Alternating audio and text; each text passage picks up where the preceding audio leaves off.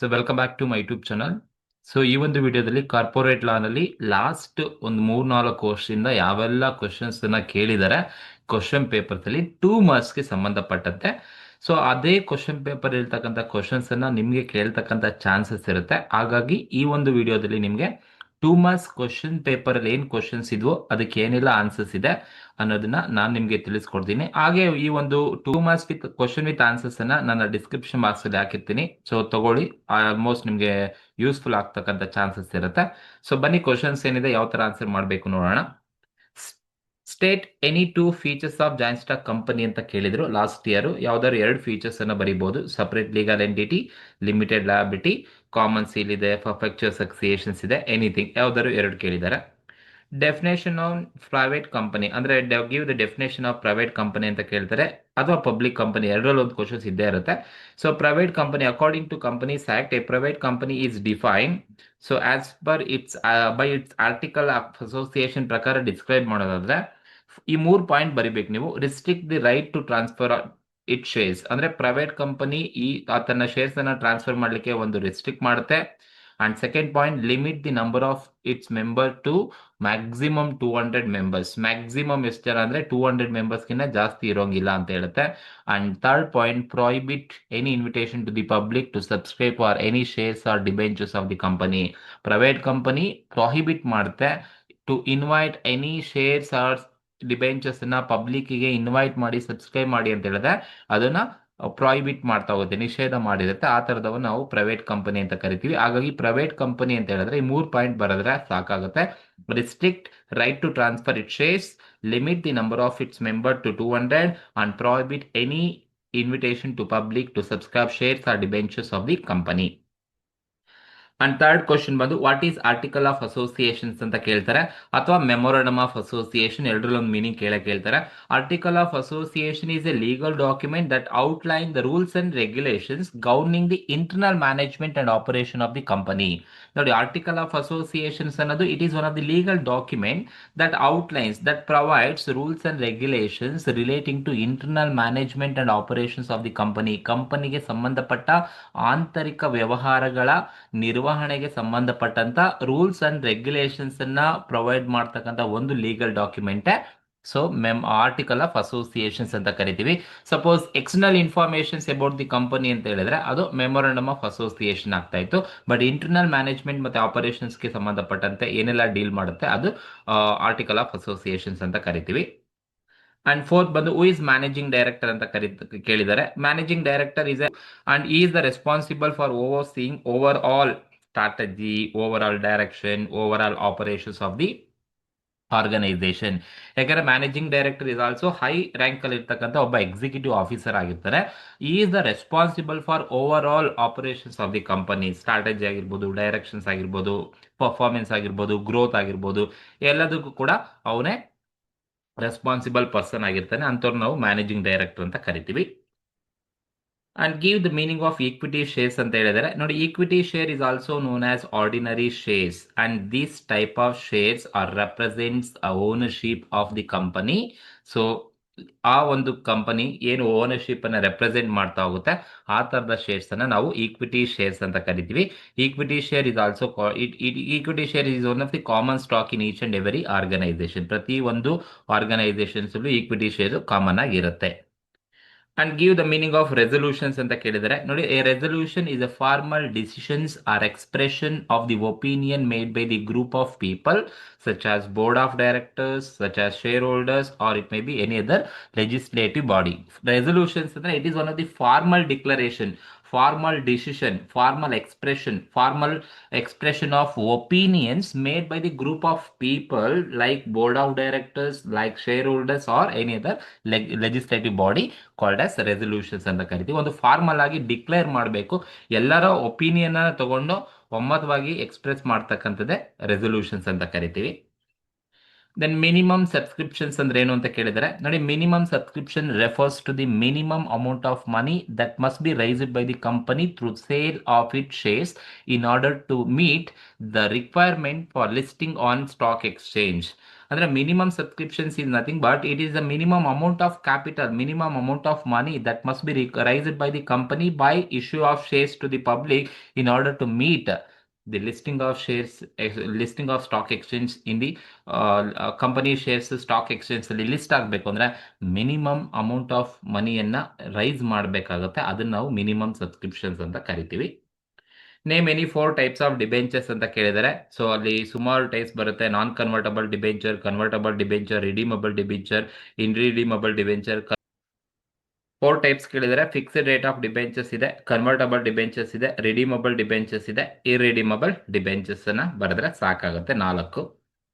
And state any 2 circumstances for removal of director. Director remove ಮಾಡಲಿಕ್ಕೆ ಯಾವ್ದಾದ್ರು 2 circumstances ಅನ್ನ ಬರೀರಿ ಅಂತ ಕೇಳಿದ್ದಾರೆ. ಅಂದ್ರೆ ಒಂದು ಸರ್ಕಮ್ಸ್ಟಾನ್ಸ್ ಬಂದಾಗ ಒಂದು share holders resolution, 75% of share holders vote ಅನ್ನ ಹಾಕ್ಬಿಟ್ಟು ಒಮ್ಮತ ಅಭಿಪ್ರಾಯದಿಂದ ಬೇಕಾದ್ರೆ ಅವ್ರನ್ನ ರಿಮೂವಲ್ ಅನ್ನ ಮಾಡಬಹುದು. ಒಂದು by resolution pass through the share holders meeting. Second one ಬಂದು ಬೋರ್ಡ್ ಆಫ್ ಡೈರೆಕ್ಟರ್ಸ್ ಇಂದ ಬೋರ್ಡ್ ರೆಸಲ್ಯೂಷನ್ಸ್ ಅನ್ನ ಪಾಸ್ ಮಾಡೋ ಮುಖಾಂತರ ಡ್ಯೂ ಟು ಮಿಸ್ಕಂಡಕ್ಟ್ ಅಥವಾ ಮಿಸ್ಬಿಹೇವ್ ಅಥವಾ ಇನ್ಕೆಪಾಸಿಟಿ ಆಗಿದೆ ಅಂತ ಬಂದಾಗ ಬೋರ್ಡ್ ಆಫ್ ಡೈರೆಕ್ಟರ್ಸ್ ಅಲ್ಲೇ ರೆಸಲ್ಯೂಷನ್ಸ್ ಅನ್ನ ಪಾಸ್ ಮಾಡಿ ಬೋರ್ಡ್ ರೆಸಲ್ಯೂಷನ್ ಮುಖಾಂತರ ಅವನ್ನ ಬೇಕಾದ್ರೆ ರಿಮೂವ್ ಅನ್ನ ಮಾಡಬಹುದು. ದೆನ್ ವಾಟ್ ಈಸ್ ಶೇರ್ ಅಂತ ಕೇಳಬಹುದು. So as per section 2 subsection 46 of the act define share as a share in the share capital of the company, and share it includes stock expect where the distinction between share and stock and share is expressed or implied ಅಂತ ಕರಿತೀವಿ.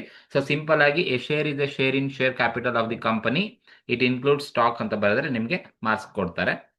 And expand COO and CTO ಕೇಳಬಹುದು. COO ಅಂದ್ರೆ chief operating officer, CTO ಅಂದ್ರೆ chief technology officer ಅಂತ ಕರಿತೀವಿ. ಈಗ ನೀವು ಸಿಇಒನ ನೆನ್ಪಿಟ್ಕೊಂಡಿರಿ, chief executive ಆಫೀಸರ್ನ ಕೇಳಬಹುದು. Then what is joint stock company ಅಂತ ಕೇಳಿದರೆ, according to Indian companies act 1956 ನ ಪ್ರಕಾರ ಹೋದ್ರೆ joint stock company is a voluntary association of person formed for the purpose of carrying business for the law which is separate legal entity, common seal, perpetual succession and limited liability ಅಂತ ಕರಿತೀವಿ. R ನಿಮಗೆ ಬೇರೆ ಯಾವ್ದಾದ್ರು definitions ಇದೆ ಅಂತ ಹೇಳಿದ್ರೆ easy ಇರೋ definitions ಅನ್ನ ನೀವು ನೋಡ್ಕೋಬಹುದು, ಏನ್ ಸಮಸ್ಯೆ ಇಲ್ಲ. And most important, who is promoter ಅಂತ ಕೇಳ್ತಾರೆ. Promoter is the person one who undertake the responsibility to bringing company into existence is called as promoter. ಯಾರು ಕಂಪನಿಯನ್ನ ಎಕ್ಸಿಸ್ಟೆನ್ಸ್ ಅನ್ನ ಮಾಡ್ಲಿಕ್ಕೆ ಯಾರು ರೆಸ್ಪಾನ್ಸಿಬಿಲಿಟಿಯನ್ನ ತಗೊಂಡಿರ್ತಾನೆ ಅವನ್ನ ನಾವು ಪ್ರಮೋಟರ್ ಅಂತ ಕರಿತೀವಿ. ಅಥವಾ promoter is a person one who undertake the promotion stage ಅನ್ನ ಯಾರು ಅಂಡರ್ಟೇಕ್ ಮಾಡಿರ್ತಾನೆ ಅವನ್ನ ನಾವು ಪ್ರಮೋಟರ್ ಅಂತ ಕರಿತೀವಿ. ಅಂದ್ರೆ ರಿಸ್ಕ್ ಅಂಡ್ ರೆಸ್ಪಾನ್ಸಿಬಿಲಿಟಿನ ಯಾರು ತಗೊಂಡಿರ್ತಾನೆ ಅವನ್ನ ನಾವು ಪ್ರಮೋಟರ್ ಅಂತ ಕರಿತೀವಿ, to bringing company into existence. And what is prospects ಅಂತ ಕೇಳ್ಬೋದು. ಪ್ರಾಸ್ಪೆಕ್ಟ್ಸ್ ಅಂದ್ರೆ ಗೊತ್ತಿರಬೇಕು. Prospects means it's a notice or circular or advertisement or pamphlet or any other document which inviting the public to purchase any shares or debentures of a company. So that is to be called as prospects ಅಂತ ಕರಿತೀವಿ. ಅಂದ್ರೆ company ಯಾವ್ದಾದ್ರು advertisement ಮಾಡ್ತಾ ಇದೆ, notice ಅನ್ನ issue ಮಾಡ್ತಾ ಇದೆ, ಅಥವಾ ಸರ್ಕ್ಯುಲರ್ ನ ಕೊಡ್ತಾ ಇದೆ, ಅಥವಾ ಯಾವ್ದಾದ್ರು ಎನಿ ಅದರ್ ಡಾಕ್ಯುಮೆಂಟ್ ಮುಖಾಂತರ ಪಬ್ಲಿಕ್ ಗೆ ನಮ್ಮ ಕಂಪನಿಯ ಶೇರ್ಸ್, ಡಿಬೆಂಚರು, ಬಾಂಡ್ಸ್ ಅನ್ನ ಸಬ್ಸ್ಕ್ರೈಬ್ ಮಾಡಿ ಅಂತ ಇನ್ವೈಟ್ ಮಾಡ್ತಾ ಇದೆ ಅಂತ ಹೇಳಿದ್ರೆ ಆ ತರದ ಡಾಕ್ಯುಮೆಂಟ್ಸ್ ಅನ್ನ ನಾವು ಪ್ರಾಸ್ಪೆಕ್ಟ್ಸ್ ಅಂತ ಕರಿತೀವಿ. ಹೂ ಇಸ್ ಕಂಪನಿ ಸೆಕ್ರೆಟರಿ ಅಂತ ಕೇಳಬಹುದು. Company secretary is a person or an individual one who possess all the required qualification to perform various duties in the organisation or company is known as company secretary ಅಂತ ಕರಿತೀವಿ. ಅಂದ್ರೆ company secretary ಅಂತಕ್ಕಂಥನು ಒಬ್ಬ individual person ಯಾರು required qualifications ಅನ್ನ ತಗೊಂಡಿರ್ತಾನೆ because of to perform various duties in the organisation, that person called as company secretary ಅಂತ ಕರೀತಾರೆ. ಡಿಫೈನ್ ಡಿಬೆಂಚರ್ಸ್ ಅಂತ ಕೇಳ್ಬೋದು. Debenture, what you mean by debenture ಅಂತ. Debenture is a return instrument acknowledging debt to the company. Debenture ಅನ್ನೋದು ಒಂದು return instrument acknowledge ಮಾಡ್ತಾ ಇದೆ debt to the company. Company ಸಾಲ ತಗೊಂಡ್ ಬರ್ತಾ ಇದೆ ಅಂತ ಹೇಳ್ಬಿಟ್ಟು ಒಂದು ಅಕ್ನಾಲೇಜ್ ಮಾಡ್ತಕ್ಕಂಥ ರಿಟರ್ನ್ ಡಾಕ್ಯುಮೆಂಟ್ ಅನ್ನ, ಇನ್ಸ್ಟ್ರೂಮೆಂಟ್ ಅನ್ನ ನಾವು ಡಿಬೆಂಚರ್ ಅಂತ ಕರಿತೀವಿ. ದಟ್ ಆಥರೈಸ್ಡ್ ಕ್ಯಾಪಿಟಲ್ ನೀವು ಎಕ್ಸ್ಪೆಕ್ಟ್ ಮಾಡಬಹುದು ಈ ಸಲ. ಆಥರೈಸ್ಡ್ ಕ್ಯಾಪಿಟಲ್ ಅಂದ್ರೆ the total capital that corporation accept from its investors by issuing of shares that are listed in the firm official document is known as authorized capital ಅಂತ ಕರಿತೀವಿ. ಅಂದ್ರೆ total capital of the company. So ಅಂದ್ರೆ total total ಅಂದ್ರೆ maximum amount of capital which can B accepted by the company from its investor by issuing of shares that are listed in the firm official document known as authorized share capital. ಅಂದ್ರೆ company ತನ್ನ capital class ಅಲ್ಲಿ ಎಷ್ಟು maximum amount ಅನ್ನ mention ಮಾಡಿರ್ತಾರೆ ಅಷ್ಟನ್ನ ತಗೊಂಡ್ಬರ್ಬೋದು. ಆ maximum amount of capital which can be rise by the company, that amount is to be called as authorised capital ಅಂತ ಕರಿತೀವಿ. And state the meaning of proxy expect ಮಾಡಬಹುದು. A proxy is an authority or proxy is a person, one who represent and vote for another person at the meeting. The person is appointed is called as proxy ಅಂತ ಕರಿತೀವಿ. Proxy ಅಂತ ಹೇಳಿದ್ರೆ ಬದಲಿ ಪ್ರತಿನಿಧಿ ಅಂತ ಕರಿತೀವಿ. ಯಾವಾಗ ಶೇರ್ ಹೋಲ್ಡರ್ಸ್ ಮೀಟಿಂಗ್ ಗೆ ಪಾರ್ಟಿಸಿಪೇಟ್ ಮಾಡ್ಲಿಕ್ಕೆ ಸಾಧ್ಯ ಆಗೋದೇ ಇಲ್ಲ, ಆಗ ಶೇರ್ ಹೋಲ್ಡರ್ಸ್ ನ ಬದಲಿಗೆ ಇನ್ನೊಬ್ಬ ವ್ಯಕ್ತಿಯನ್ನ ಕಳಿಸಬಹುದು. ಅವನು ಆ ವೋಟ್ ಮೀಟಿಂಗ್ ಅಲ್ಲಿ ಪಾರ್ಟಿಸಿಪೇಟ್ ಮಾಡಬಹುದು ಮತ್ತೆ ವೋಟ್ ಅನ್ನ ಹಾಕ್ಬಹುದು. On behalf of original share holders ಪರವಾಗಿ ಹಾಕ್ಬಹುದು. ಅಂತ ವ್ಯಕ್ತಿ ನಾವು ಪ್ರಾಕ್ಸಿ ಅಂತ ಕರಿತೀವಿ. ಹಾಗಾಗಿ a proxy is an authority to represent and vote for another person at meeting. The person also appointed for voting and represent meeting is called as proxy ಅಂತ ಕರಿತೀವಿ. ಅಂಡ್ ಕೋರಮ್ ಅನ್ನು ನೀವು ಎಕ್ಸ್ಪೆಕ್ಟ್ ಮಾಡುದು. Quorum ಅಂದ್ರೆ ಏನು ಅಂತ ಹೇಳ್ಬಿಟ್ಟು, quorum refers to the minimum number of officers and members of a committee or organisation. Usually a majority minimum number of member must be present for valid transaction of business for the purpose of to conduct valid meeting. Valid meeting ಅನ್ನ conduct ಮಾಡಲಿಕ್ಕೆ minimum number of members present ಇರಲೇಬೇಕಾಗುತ್ತೆ. Minimum 5 in case of public limited company, minimum 2 in case of private limited company ಆದ್ರೆ ಇಷ್ಟು ಜನ ಬರಲೇಬೇಕು. Minimum number of officers ಅಥವಾ members of the company, usually a majority number of member must be present because of to conduct a valid meeting conduct ಮಾಡಬೇಕು ಅಂದ್ರೆ minimum number present ಇರಬೇಕು. ಅದನ್ನ ನಾವು ಕೋರಮ್ ಅಂತ ಕರಿತೀವಿ. ವಾಟ್ ಈಸ್ ಮೋಷನ್ ಅಂತ 2 marks ಅಲ್ಲಿ ಕೇಳ್ತಾರೆ. A motion is a proposal put before meeting for a discussion and decision. If motion is passed it became resolutions ಅಂತ ಕರಿತೀವಿ. Proposal that is put before a meeting for discussion and decision. If motion is passed it became resolutions ಅಂತ ಕರಿತೀವಿ. Define meeting ಅಂತ ಕೇಳಿದ್ರೆ ಅವಾಗಲೇ ಹೇಳಿದೆ, meeting mean any gathering or assembling of person together in one place to discuss some lawful business matter of the company is called as meeting.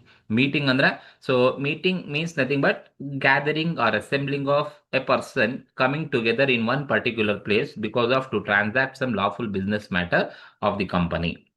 And define public company ಅಂತ ಕೇಳಬಹುದು. Public company is a company one which has minimum paid up capital is 5 lakh or such an higher paid up capital. Minimum number is 7 members and maximum is unlimited, and members are free to transfer their shares from one person to another person, and public company must require the word limited along with the name of the company, and minimum director is 3. ಇಷ್ಟು points ನ ಬರೆದ್ರೆ ನೀವು public ಕಂಪನಿಗೆ 2 marks ಕೊಡ್ತಾರೆ. What is agenda ಅಥವಾ define agenda ಅಂತ ಕರೀತಾರೆ. The term agenda literally means things to be done ಅಂತ ಕರಿತೀವಿ.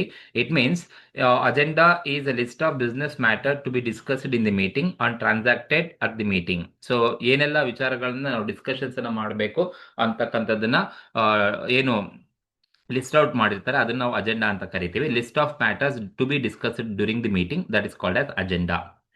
ಸ್ಟ್ಯಾಟ್ಯುಟರಿ ಮೀಟಿಂಗ್ ಅಂತ ಕೇಳಬಹುದು. Statutory meeting is the first official meeting of the shareholders of the company and it take place only once in the lifetime of the company, and this type of meeting is compulsory for public limited company, is called as statutory meeting ಅಂತ ಕರಿತೀವಿ. ನೋಡಿ, statutory meeting ಅನ್ನೋದು first official general meeting of the share holders ಯಾವ್ದಾದ್ರು ಇದ್ರೆ ಅದು statutory meeting ಅಂತ ಕರಿತೀವಿ. ಈ ಸ್ಟ್ಯಾಟ್ಯುಟರಿ ಮೀಟಿಂಗು ಆ ಒಂದು ಕಂಪನಿ ಎಷ್ಟೇ ವರ್ಷ ಇದ್ರು ಅದು ಒಂದೇ ಸಲ ಮಾಡೋದು. Within 6 month from the date of incorporations ಆದ ಆಫ್ಟರ್ 1 ಮಂತ್ ವಿತಿನ್ 6 ಮಂತ್ ಒಳಗಡೆ ಕಂಡಕ್ಟ್ ಅನ್ನ ಮಾಡಬೇಕಾಗುತ್ತೆ. ಅದನ್ನ ನಾವು ಸ್ಟ್ಯಾಟ್ಯುಟರಿ ಮೀಟಿಂಗ್ ಅಂತ ಕರಿತೀವಿ.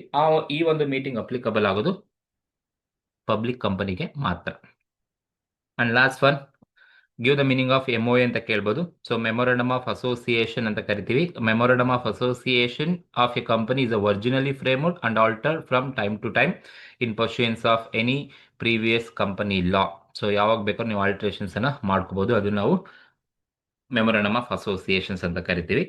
ಇವು ಲಾಸ್ಟ್ ಇಯರ್ಸ್ ಎಲ್ಲ ಏನೇನು ಕ್ವಶನ್ ಪೇಪರ್ ಇದೆ ಆ ಕ್ವಶನ್ ಪೇಪರ್ ಅಲ್ಲಿ ರಿಪೀಟೆಡ್ ಅನ್ನ ಬಿಟ್ಟು ಸಪರೇಟ್ ಇರ್ತಕ್ಕಂಥ ಕ್ವಶನ್ಸ್ ಅನ್ನ ಹಾಕಿರ್ತಕ್ಕಂಥದ್ದು. ಸೊ ತಗೊಳ್ಳಿ, ಆಲ್ಮೋಸ್ಟ್ ನಿಮ್ಗೆ ಎಕ್ಸ್ಪೆಕ್ಟ್ ಮಾಡ್ಬೋದು ಒಂದು 7 ಕ್ವಶನ್ 2 ಮಾರ್ಕ್ಸ್ ಬರೀಬಹುದು.